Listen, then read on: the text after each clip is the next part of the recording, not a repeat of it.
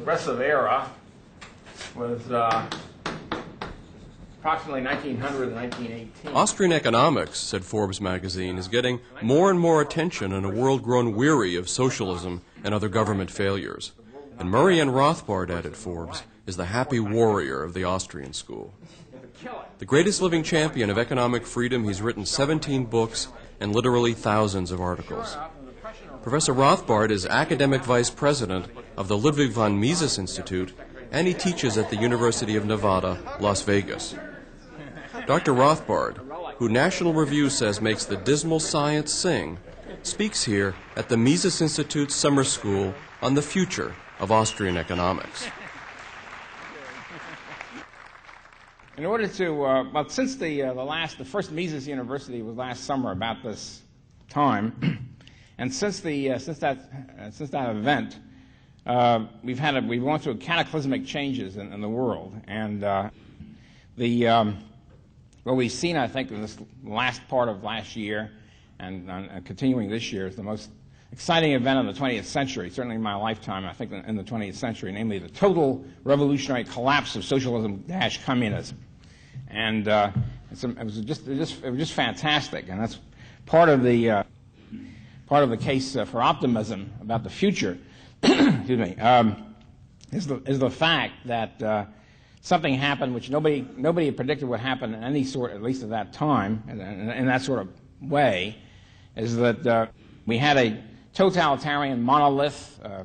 One friend of mine claimed about 2-3 years ago that communism has succeeded in brainwashing all the people, all their subjects, so they created a new socialist man, the man that they were trying to achieve, and therefore everything was hopeless. And typical of this person is he's not exactly a very good prophet. And shortly after his article was written, came the beginnings of the whole collapse of communism. And one of the great things about it, in addition to the fact that it shows that the spirit of freedom cannot be wiped out in mankind, is that it shows the power of ideas. You know, that it's very difficult. We tend to get pessimistic sometimes. Some people do. Some laggards. Some of the faint of heart. Because here we're pouring forth ideas, and Mises, for example, I'll get to that in a minute, all of his life was fighting for freedom and opposed to tyranny and socialism. And you think, well, how can ideas affect history?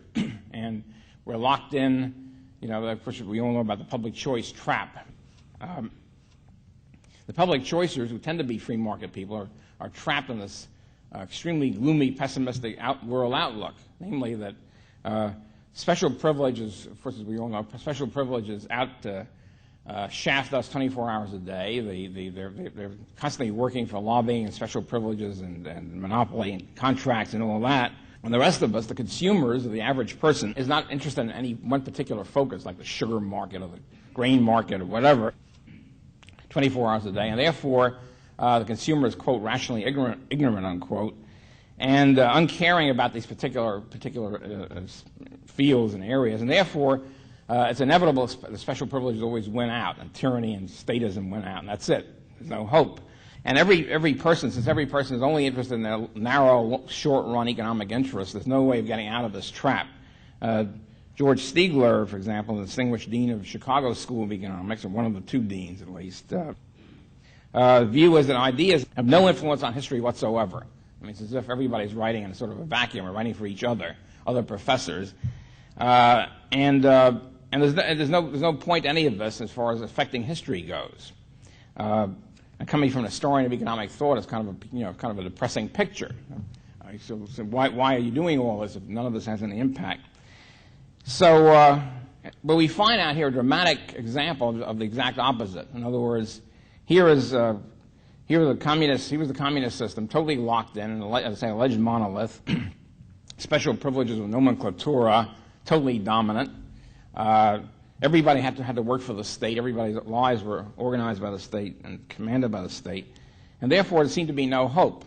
And so obviously something, and here's a situation for people like Ludwig von Mises, for example, Etienne Laboetie, David Hume, and Ludwig von Mises, always kept insisting that in the long run, ideas are the things that count. It's not short-run economic interests. It's the ideas held by the public that determine historical events. That no no government has as much, however much force they command, however much instruments of terror they use on the population, no government can last any length of time unless the public supports it. The majority of the public endorse it one way or the other for whatever reason.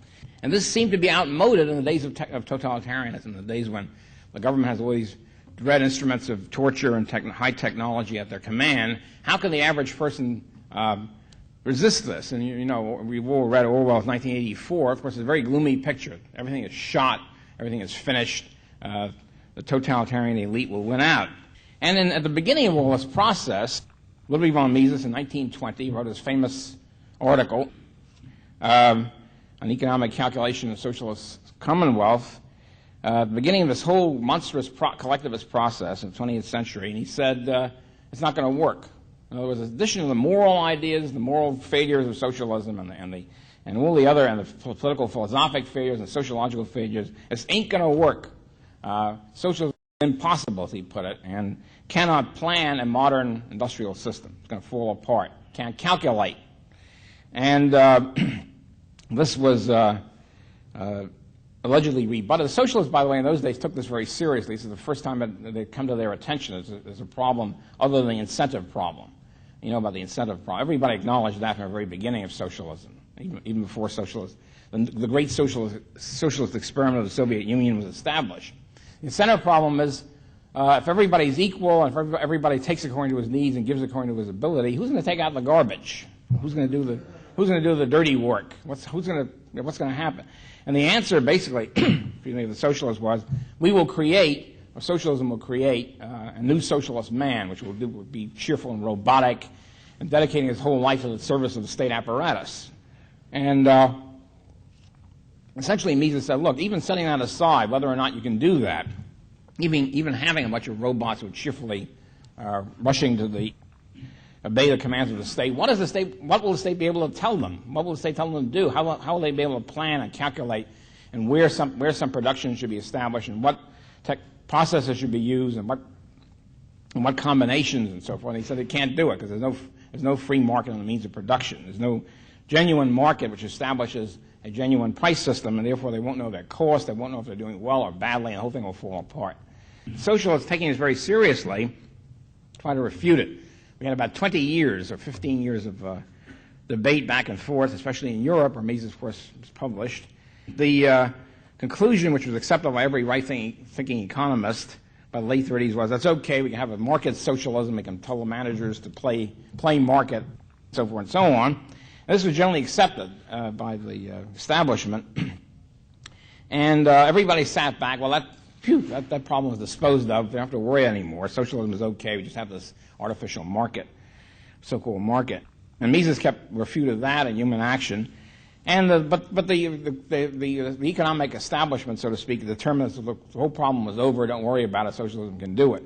Well, here we are, and at the end, one of his last articles in his life, Oscar Longa, in a monstrous little article called The Computer on the Market, really refuted his whole approach. He had said in his economic theory of socialism, we don't have to worry, socialism doesn't have to worry about calculation. We just have a phony market, we have trial and error, and we can do it very easily. And then in 1963, or 65, I guess, just before he died, he said, we don't have to worry. Now, if I was writing my answer to Mises and Hayek today, I'd simply say, look, we have the computer, the great new institution, great new mechanism, which will plan everything in 2 seconds. In fact, it's better than the market. I don't have to worry about it. And then he passed on. At any rate, we now find in Eastern Europe and Soviet Union a fantastic demonstration of vindication of Mises' whole approach. The whole thing collapsed. It turns out socialism is indeed impossible. And popping up from this rubble, we find a whole enormous, unbelievable to all of us, enormous outcropping and outpouring of Misesians and Hayekians all over Eastern Europe and the Soviet Union. And one of the physical embodiments of that, of course, was here this week, the wonderful Yuri Maltsev. I'm sure you've all met. And here he is. He's now honored in the Soviet Union as a prophet, and they want him back. Come back and help us plan and so forth. Of course, Yuri's too shrewd for that.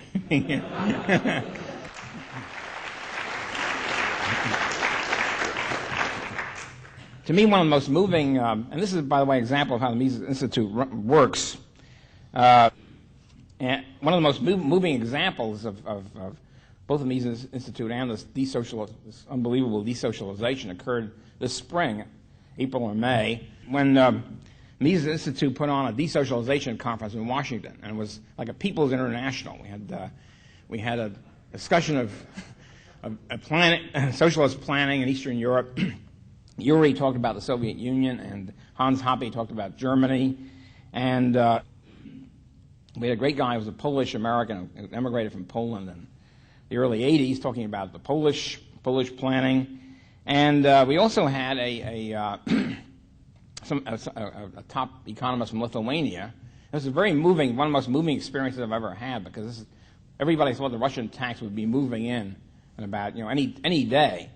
And we had a Lithuanian economic delegation, seemingly not worried about the tax at all. What they want to do, how do you privatize? How do you get to a total privatization, a total free market? How do you do it? Interesting question. It's a question, of course, that orthodox economists have never thought about, because they never thought it would happen. And all these millions of dollars that have been poured into anti-communist think tanks over the last 40 years, for 45 years or so, figuring out about missile weights and throw weights and who should bomb whose missile first and where and so forth. The whole thing, seems to be right now. You're looking back at it, seems to be like a looking at the back of the 16th century. The whole world has changed in 1 year, and the whole throughway thing looks like a fantastic waste of resources poured into this stuff. And in the midst of all this anti-communist research, nobody, as far as I know, none of these think tanks, none of these anti-communist foundations or whatever, nobody ever sat down and thought, well, what would happen if the Russians suddenly read Human Action or read Milton Friedman or something, and came to Western economists and said, okay, here's the keys, do something about it. We surrender. All right? Communism is finished. What do we do next? And none of these guys ever thought about it. Because for one thing, they never absorbed the lesson of Ludwig von Mises. They never absorbed the fact that socialism can't work, and eventually it is going to collapse. Eventually they are going to surrender one way or the other. They're going to ask for, what are we going to do? And they had no answer for it after 45 years of anti-communist scholarship. Okay. And, what happened to the Lithuanian economists, a whole delegation, I think, headed by Vice Premier, they were going around the United States, the East Coast, trying to find out, what do we do? And other think tanks, I might add, what they did was they showed them their great offices, walkie-talkies and the plush carpets. They were, of course, very impressed with Lithuanians, but they weren't interested in knowledge. They weren't really interested. They knew that the West was a great technological shape. They were interested in how do we apply that here. And only the Mises Institute, and this point, a great ideological entrepreneurship of Jeff Tucker, immediately whipped together an impromptu one-day conference of a whole bunch of economists and lecturing to these Lithuanians on different economic topics. And they loved it. This is knowledge. This is what we came for. We didn't come to admire plush offices. We knew all about that. And when I was at this Mises Institute conference a few weeks later, in the first delegation, I'd say it was one of the most moving experiences of my life, because all these people talked about the different aspects of Eastern Europe. And the Lithuanian gentleman who thought he couldn't speak English well enough, obviously he did, but he was hesitant about speaking English to the group. He spoke in Russian, and Yuri stood next to him translating into English. It was marvelous, because he was the Lithuanian Russian people's free market solidarity, while Soviet tanks were threatening to march in. And one thing the Lithuanian economist said, he said, well, it was wonderful to hear today, because Professor Samuelson at MIT told us we should have a central bank. The first thing we should do is establish a central bank in Lithuania. And we did that. Now we find out today we should repeal the central bank. We're going to do it. We're not going to have any central bank.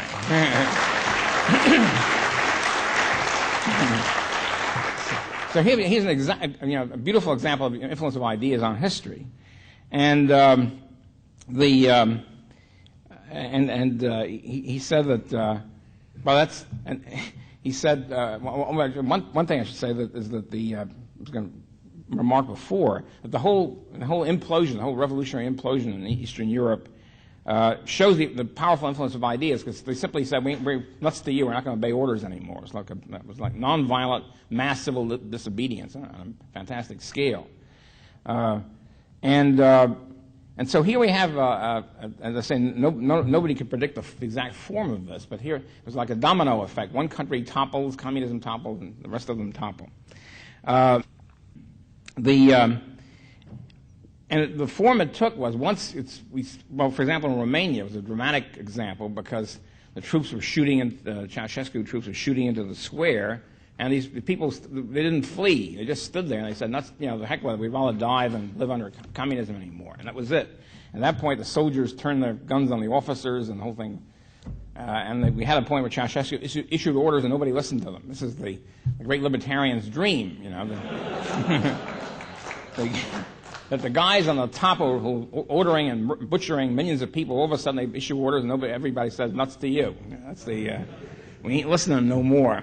So we have it's impossible, I think, not to be optimistic when we see this. We have a lot of things to gripe about here. We have a lot of monstrous trends at work in the United States. When we see what happened with under totalitarianism, when people just said, hell with it, we quit, and are looking for free market solutions, and the Misesians, Hayekians popping up. It's a magnificent experience. It's something we should never forget. If we ever tend to be pessimistic about trends in the United States, we should realize what happened in Eastern Europe in 1989, 1990. So in looking at this and looking at the victory of freedom in Eastern Europe, I'm not saying obviously not all problems are solved. This is an unbelievable and fantastic thing. We should always remember that ideas in the long run can trump interests.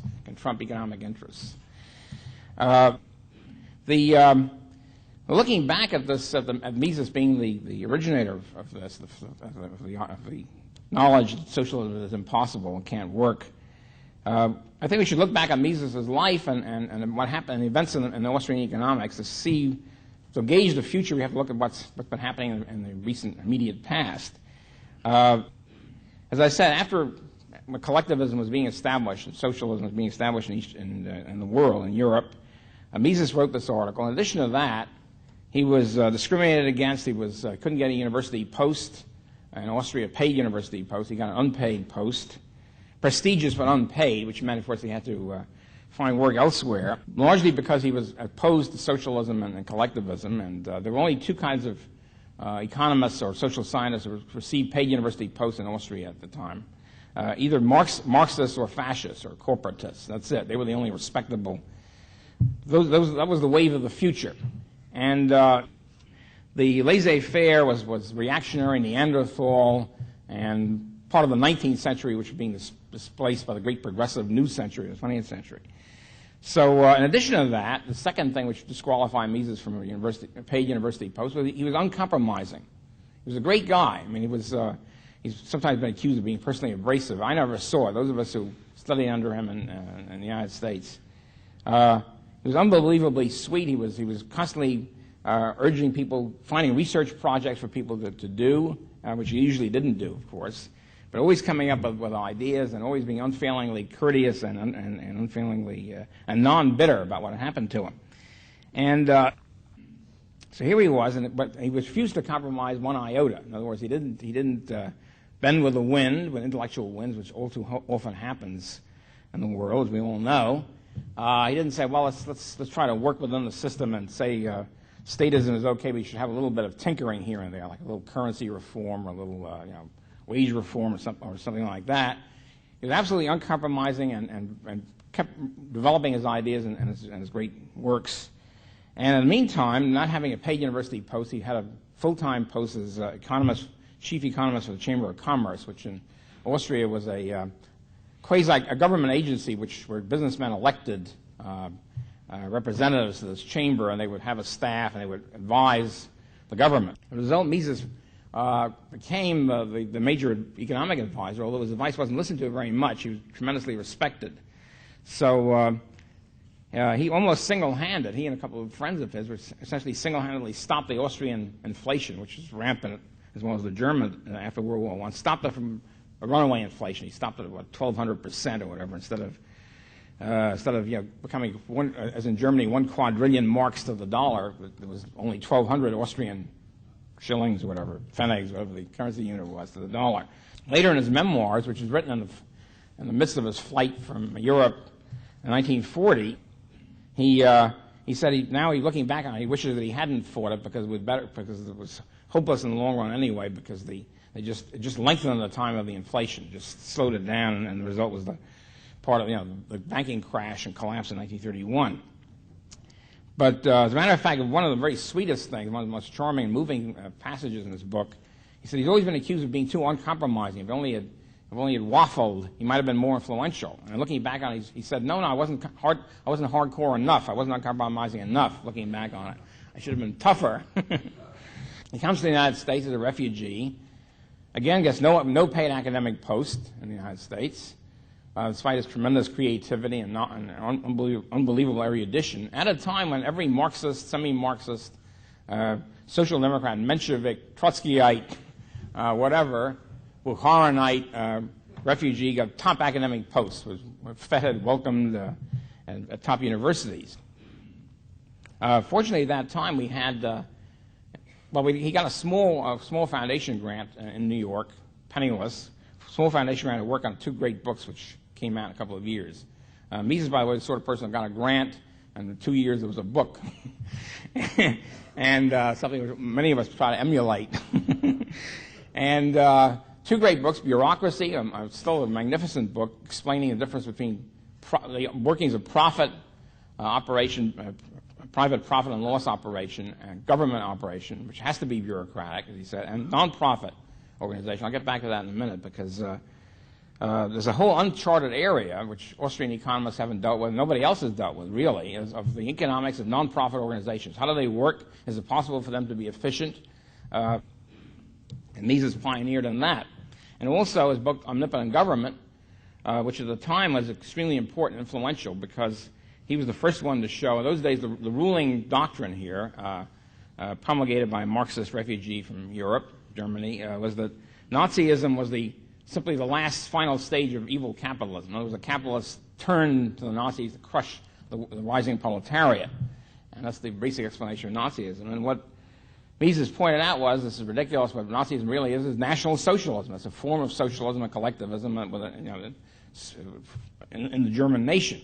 After that, he was really adrift, and what happened was there was a small group of, there was a foundation, a small group of conservative and libertarian businessmen who banded together, and actually the William Volcker Fund, which is the head of this.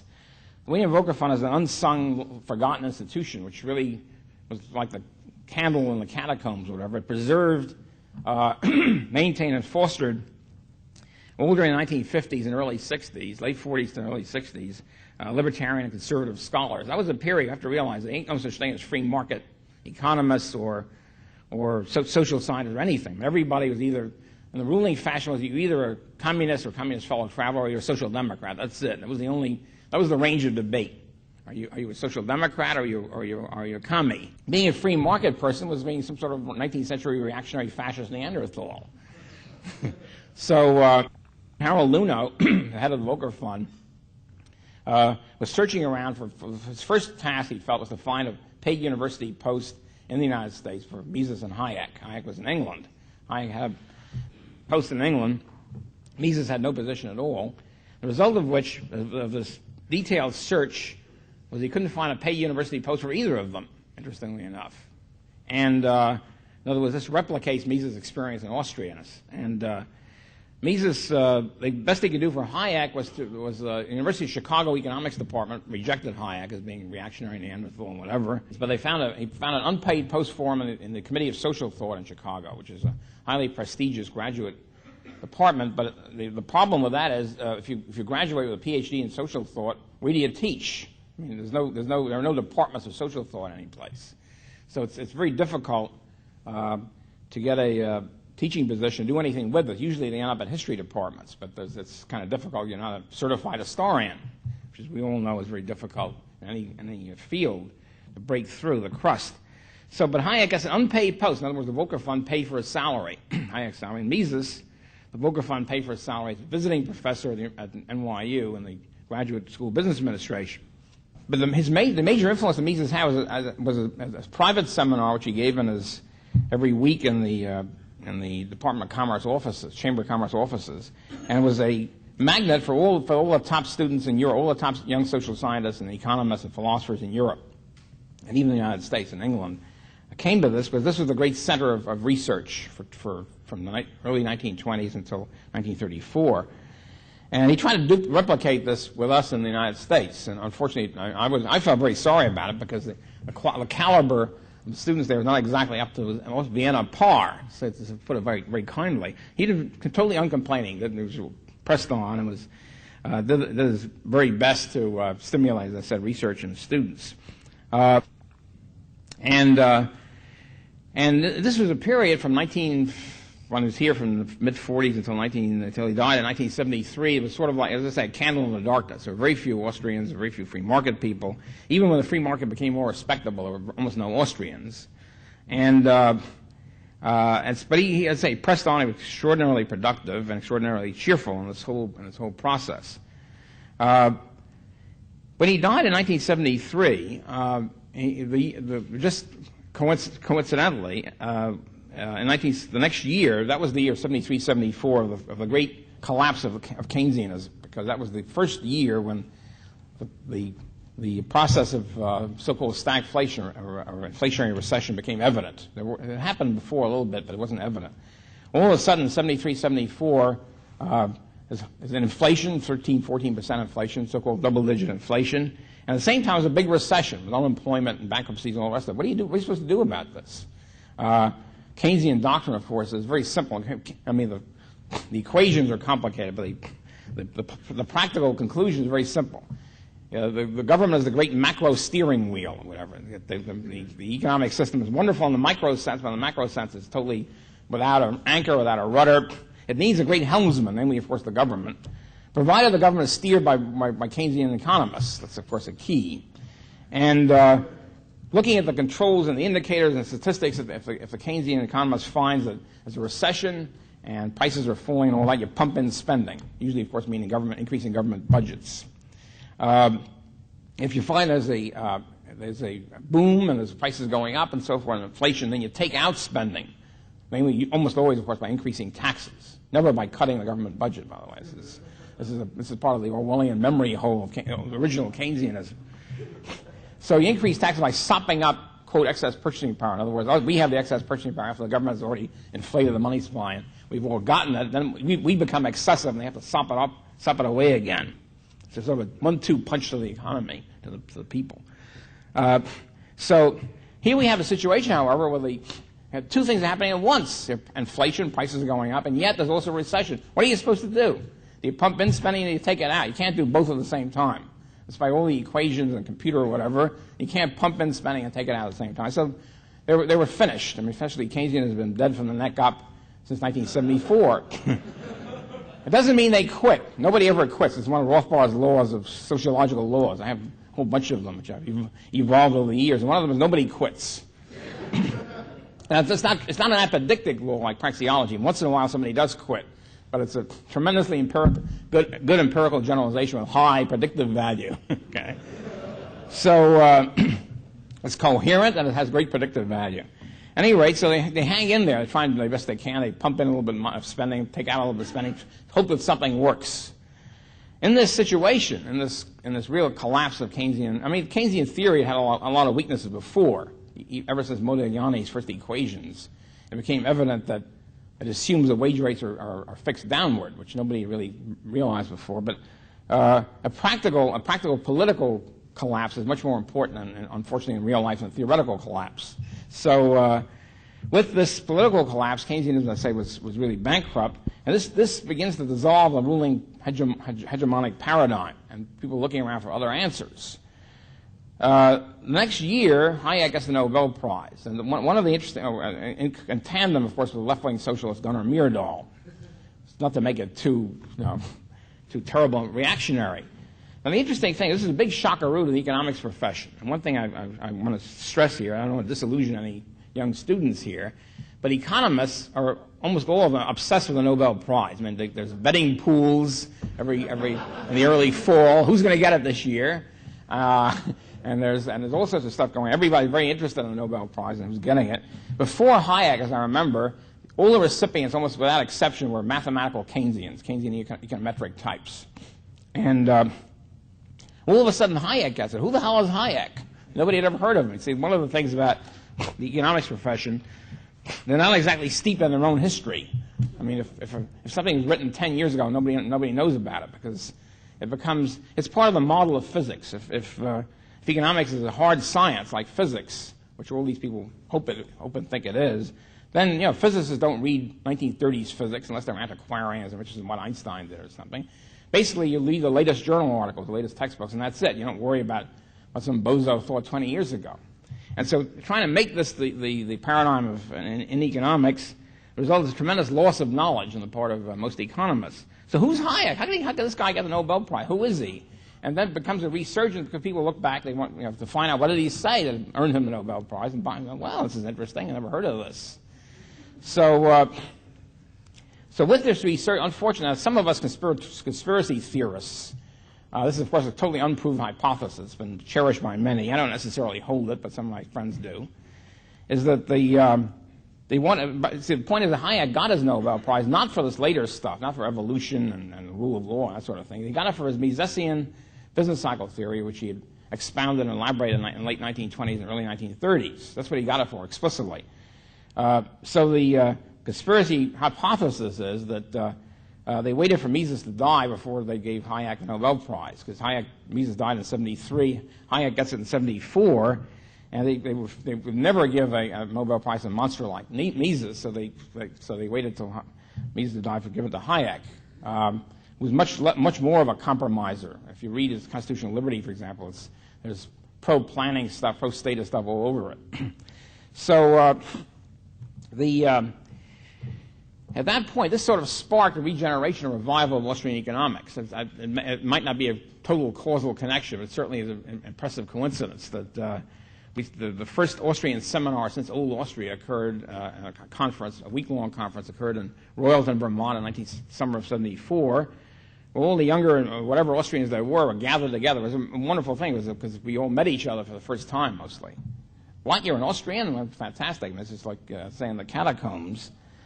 And Austrianism flourished, of course, it was a shame that Mises didn't live to see this, and after fighting all his life for these ideas. And then we had annual conferences for several years after that. It was a big flourishing movement, and Austrianism was becoming known and widely interested. People were widely interested in England and the United States. And then something happens. The light suddenly goes out. See, the history of thought and history in general is not an onward and upward into the light. It's a series of glitches. It's sort of like I wouldn't say a business cycle, but ups and downs, a zigzag effect. So suddenly there was a big zag after this impressive zig of the late 70s. Something happened, and the younger Austrians at the time started saying, well, the trouble with Mises is he's too dogmatic, too uncompromising, too extreme. How do you get respectable in the mainstream of economics if you keep pushing these ideas that nobody really likes? And we should try to become respectable. We should drop all this stuff about praxeology and laissez-faire and talk about market process, whatever. And the dread name Mises begins to slip out of sight. And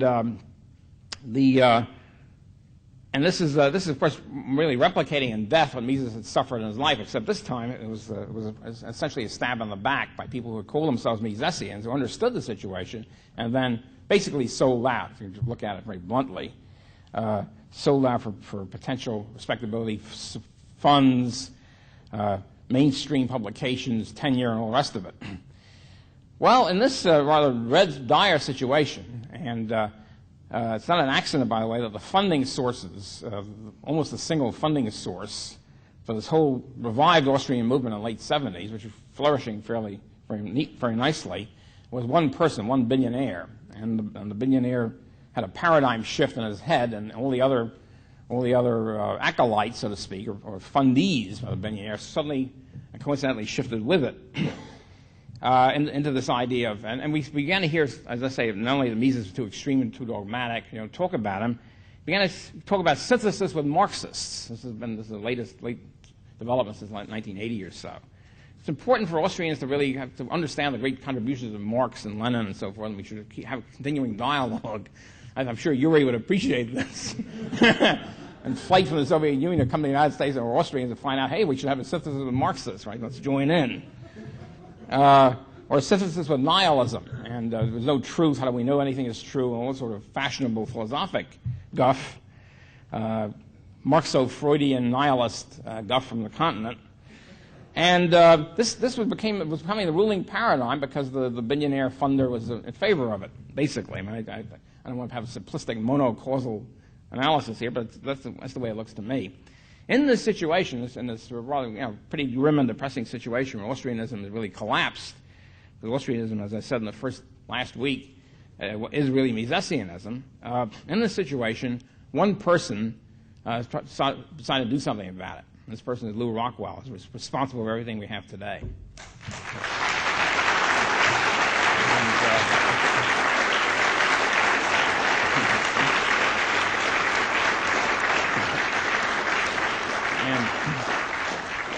Well, Lew had been, Lew, all these other people, the Austro-Marxists, or whatever you want to call them, were moving to Washington. They liked Washington. They thought this is where the power is. This is where we can get goodies and respectability. Lew had spent a lot of time in Washington, hated it, wanted to get out, both spiritually and physically. Okay? And he decided that he wanted to found the Mises Institute, which was the dream of his life, and he decided this is the time to do it. And he wanted to revive the Misesian paradigm, the name of Mises, and all the rest of it. And he went to the aforesaid billionaire, and we thought was a Misesian, and he said, well, I want to found a Mises Institute. And he was ordered not to do it. Kind of interesting point here. How could he be ordered since he wasn't an employee of this person? He was ordered not to do it. You can't do it. Of course, Lew, if you know Lew at all, doesn't accept these kind of orders very neatly. So Lew went ahead with no donations, no endowment, no pledges, no big daddy billionaire, I mean nothing. Just an idea and tremendous energy and organizational genius, entrepreneurial genius of the highest order. And as a result, we have all this today. We have a fantastic Mises Institute, and we have just to run down some of the things the Mises Institute is doing, which I think is important. It publishes a quarterly. Oh, by the way, in addition to it publishes a quarterly annual journal, the Review of Austrian Economics, which is now going semi-annual. By the way, I'm happy to report. It's by the way, the Austrian journal was boycotted by these aforesaid ex-Austrians. Organized a boycott, which happily was not successful, and It publishes a quarterly Austrian Economics newsletter, which is sort of like a quarterly discussion magazine on Austrian economics. It publishes a monthly Free Market, which is marvelous for application of Austrianism in general and extremely successful. And it publishes books which are getting even more. There are going to be even more books in the future, talking about the future of Austrian economics. Kluwer publishers, which have taken over the Review of Austrian Economics, is extremely excited about the future of Austrian economics, about the Mises Institute and the future of Austrian economics. Not because they're ideological buddies, I don't know what they are or not, but they see it as a great great prospect for the future. And publishers are very astute in this, and they particularly are quite astute. I mean, if they found, for example, Hans Hoppe's Theory of Capitalism and Socialism, which they published, they were amazed to see, which under Mises Institute auspices, they're amazed to see he was a bestseller, an academic bestseller, being translated in many languages. So this deeply moved the Kluwer people. We're going to have 3 books a year, I think, which Kluwer wants to publish, Misesian type books, Mises Institute books. We have all sorts of books we publish on our own, pamphlets, monographs, and conferences we've been putting together for a long time and building up to the present one. Also special conferences like the Desocialization Conference I mentioned last year, conferences on Keynes, on Marx, on the Federal Reserve System, and all these conferences are going into books. In other words, we believe, in contrast to many other institutions, there's another institution which I won't mention, which believes that every conference is an end in itself. You've got a conference, and everybody should go home, and nothing should be published out of it. It's sort of, and we believe quite the opposite. every conference should build on previous conferences. You have a conference, everybody loves it, they go home and they publish books out of it. It keeps the whole movement going, the ideas going. And in addition to that, we have these annual conferences, summer conferences. And the interesting thing about that is that there's a certain orthodox mold. You know, things tend to fall in traditional customary molds. The customary molds which started, I think, in 1977, is you have a summer conference for 1 week. Okay, you get 4 professors or something like that, around 4, and each professor teaches to the whole plenary group, and each one teaches three times or 4 times or whatever. Well, this seemed to work pretty well, so everybody sort of fell into this mold. Okay? And what Lou realized a couple of years ago, Lou Rothbard realized a couple of years ago, this is limited. Okay? In other words, you only have 4 professors, you only have a certain amount of students, and everybody gets the same thing. Why not have a university concept? Why not have it so you can have a lot more professors? And we had a lot more. The thing is, more professors are coming into the movement, so you have a lot more people growing up into it. First, starting as students and then ending up as professors, like Mark Thornton. So, why should we have these people also give and be here and also give their own particular expertise? In other words, have courses like a real university, okay? And then we always had a problem in the old days in Austrian courses in the summer. Somebody would teach Austrian economics, and the level was always bad. In other words, there'd be all sorts of people there from high school students, the businessmen, the graduate students, the young professors, and everybody was always griping about the level because some people thought it was too tough, other people thought it was too easy. How do you get the level? It was okay when they were teaching political philosophy or history because everybody was more or less the same level. What do you do about economics? And so Lou got the idea, you separate it. You have elementary courses, you have intermediate courses and advanced courses, and you tailor each course to the needs of a particular student. And we wound up with the Mises University concept, which is a blockbuster. It's an unbelievable example of creative ideological entrepreneurship and innovation in this field. It's a field which is not really recognized as a field, but should be. So we had, and last year was a fantastic success, and everybody loved it.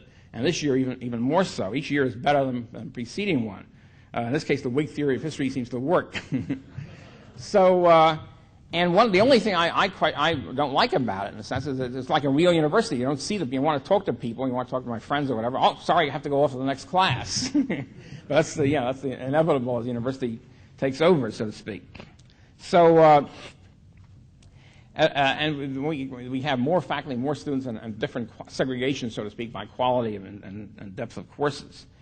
As a result, people can come back year after year because they can take more advanced courses or different specialties and whatever. In addition to that, we have by the way, I should say that there's an unexplored field. I think I mentioned with Mises bureaucracy, unexplored field of economics and nonprofit organizations. It's almost not been worked on. People are interested in what can they work on in Austrian economics. Here's an area. How do you calculate? It's easy to see how you calculate a profit-making institution. Profit and loss. How do you calculate efficiency? How do you make sure that you don't have a bloated organization? It's very difficult. And unfortunately, many ideological organizations, whether libertarian or other, tend to become bureaucratic. They tend to be overweighted with dead wood, overstaffed, underproduced, underproductive.